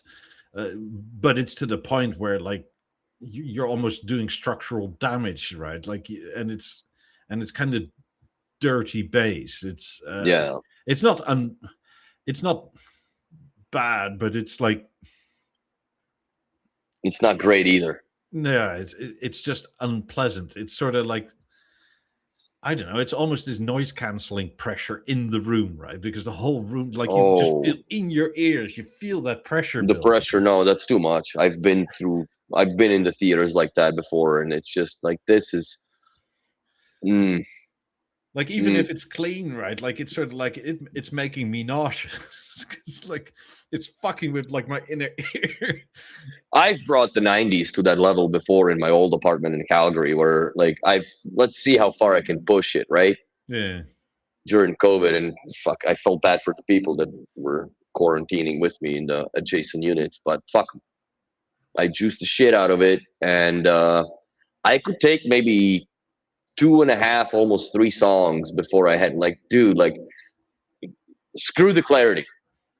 It physically is uncomfortable to listen to at this point. Like, it's just too much. It's too much volume. Yeah. And they played clean. Like, they did not even sweat it still in that little ass room I got, man. Because these things obviously can push a lot more than what they were tuned in within their environment at the time. Yeah, I mean, SVS in terms of subs probably makes the best secondary brand sub that I could potentially ever think about adding to any of our B&O systems. But if you have why would you? if you have 50s or 90s, it's just not needed, right? Like, you acoustically bring down the performance of your system, in my opinion, at that point. Well, they have smaller ones, right? Like they have the SVS 3000 Micro, which is like $700, but it punches like fives owe it money, right? And so if you have sort of 8 money and a theater, okay, you get an enormous amount of pressure for that. Yeah, but I find it funky with the third-party integration to the room compensation tuning type of thing. I find that that's a little hanky as far as like, because what do you lie to the theater and you say you have a Beovox 1s or Beovox 2s type of thing, right, for the in-ceiling Atmos speakers, even though they're Sonans or Bowers and Wilkins, but they're not on the list. They're not on the list. They're never going to be on the list. It's impossible to have them. So it does well for the upper channels for surrounds. It really is irrelevant. But when you start getting into the, let's say, front and left firing speakers that are of third-party kind, it is less than ideal, I would say. It's not saying I wouldn't do it. I wouldn't do it. But I'm not saying don't do it. If that's just what your jam is, then, like you have your whatever Bowers and Wilkins that you bought and you want a theater anyways and you want to tie it with it, then yes, there's ways to do it. But I just I guess I'm the one brand man when it comes to sound. Same, but I understand that, like, especially currently, the price is so prohibitive, right? Like, it's I mean, the 19 is good, but it only works with a theater, and the 19 is really fucking expensive new now, so you're looking secondhand. Yes. I think 19 is slowly meeting its maker, because it's losing its relevancy in the current portfolio. Once the harmony gets replaced, you only have a theater that supports it in the entire platform. I mean, after sales tax, it's as good as no difference 5,000 USD for 19, which is like, it's a lot. I mean, the Premiere is only like $800 more. So, and then you're spending what, 12 for a theater, 11-ish US, yeah. Yeah, so you don't even have surrounds. You just have a bar and a sub, right? And you're 16 grand in. So I understand when you go to like something like SVS third party and it's like similar output, similar clarity, or but fraction of the cost, yeah. $700. Like, I'll fiddle around with software for that difference. Well, at that point, like, even if you eat the dick on a Beolab 1 receiver 1, right, to tie it into the theater as a wireless sub, it's still way less cost prohibitive to do and explore than buying a 19. Yeah. Which they also, B&O, bro, you guys had a bad streak with the 19, man. You got to fix your shit, man. The quality control, it needs to step up. It really got to step up. You can't have 4 DOAs in a row. Just saying. Similarly, you can't fucking promise shit and not deliver it. And that's the moral of this podcast. Yeah, let's not do that in the new year, right? Like, yeah, let's make a what is it? I forget the word for it now. New Year's resolution. Resolution, exactly. Make that resolution. Yeah. Don't just make don't just make it 4K. Make it about not pushing bollocks and then. Well, if you promise something, deliver it, and that's it. It's very easy to not promise shit you aren't sure about anyway. So, and if you do promise it, fucking follow through. But whatever. That is what it is.